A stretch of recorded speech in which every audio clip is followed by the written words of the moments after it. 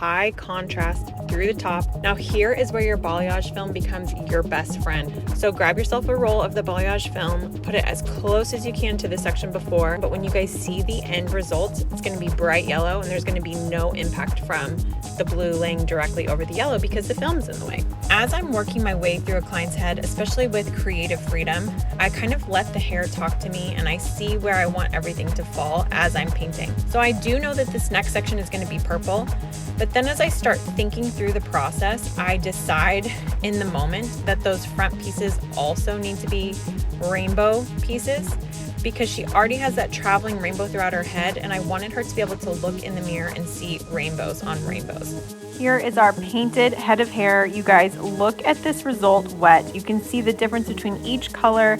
I love the impact you get with this high impact halo sectioning technique. Please try it and let me know how much you love it.